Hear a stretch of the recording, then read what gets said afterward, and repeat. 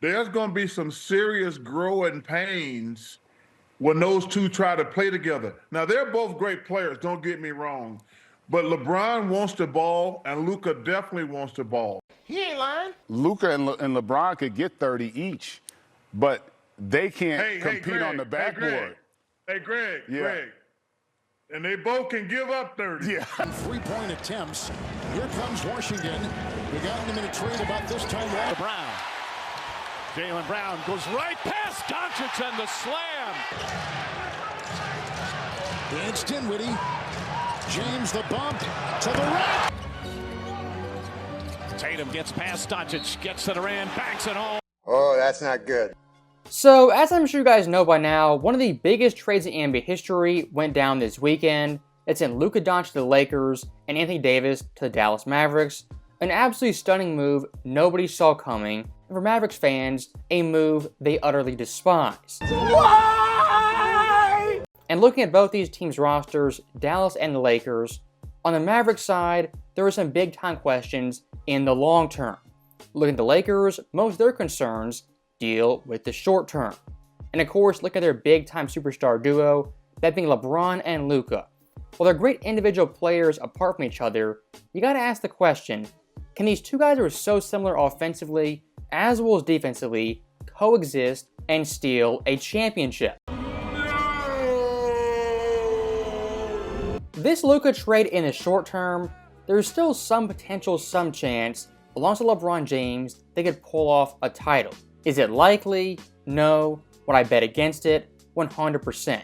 This move primarily is a long-term move to win championships in the 2030s. And I think having someone like Luka virtually guarantees that, unless the Lakers completely self-destruct.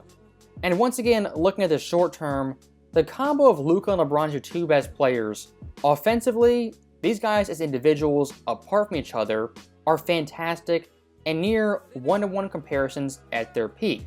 With that being said, LeBron, of course, isn't at his peak, and they're so similar it makes you question how will they work, play in tandem, and play off each other.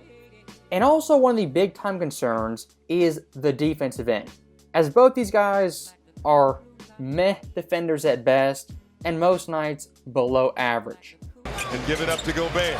Gobert, the fake! Oh, Gobert! Marshall waving his teammates off. I don't need any help. Oh, Collins! JC! Sitting at 17 underneath LeBron. That's blocked. It's blocked, and LeBron's going to get back. It's 5-on-4. Russ hangs in the air. It finds Nikola Jokic. I can't watch anymore. If you think this roster as constructed with LeBron and Luka can win a championship this season or next, it's going to be a very uphill battle with LeBron and Luka as your two best players. As looking through history, there haven't been many championship teams that have the two best players be defensive liabilities or subpar defenders. And in regards to LeBron James playing defense, him attempting to play defense, at age 40, I don't expect anything. I really expect nothing. For Luka on defense, I'm going to expect a lot more. If this duo wants to work, Luka Doncic has to play defense and show effort. And the thing is, I think he can. As looking at last year's finals, Game 3 versus the Celtics, this dude's defense was abysmal, the worst defense he'd ever played. After getting caught out by the media, fans, and really everyone in the NBA, Luka in Game 4 came back in Dallas and actually played serviceable defense. And coincidence, the only game Dallas won this series was, of course, Game 4. He comes out in a flurry in the first quarter in the next game.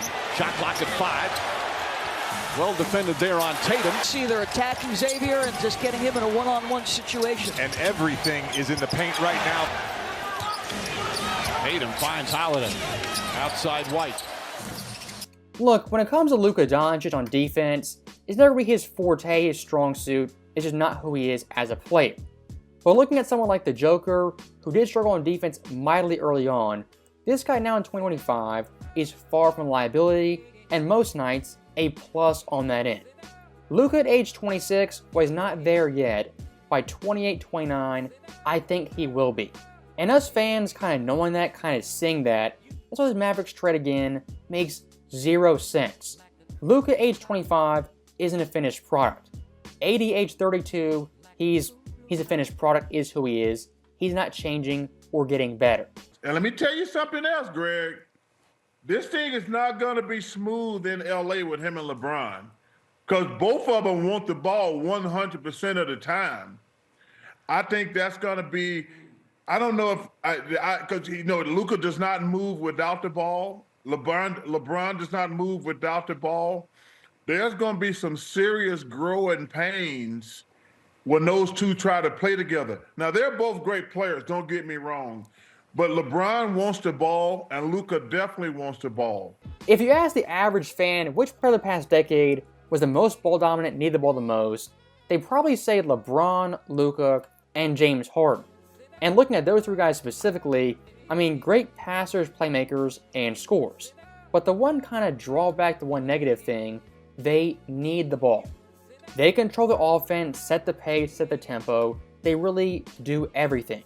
So once again, having LeBron and Luka, who both like doing that, that is a big time concern. And looking at LeBron specifically, when it comes to playing off ball, just not having the ball in his hands, he's not really known for that, doesn't really like doing that. It's not his forte. I just can't do it. And looking at his championship teams, whenever they won, they had LeBron James setting the pace and the flow and really doing everything. When his teams lost and struggled, what was happening? LeBron himself was off ball and having the ball in his hands. And of course, alongside D-Wade, who changed their game, altered the game to benefit the team the most? That, of course, was Dwayne Wade. With the LeBron and Luka duo, if they want to win championships this year or next, I don't think LeBron, age 40, can change his game just like that. Much like Davis, age 32, LeBron at 40, he is who he is. And looking at Luka just last year, this guy with the ball in his hands was the best player in the postseason outside of Nikola Jokic. And of course, Luka on that finals run with an underdog 5th seed had the ball in his hands virtually every single possession.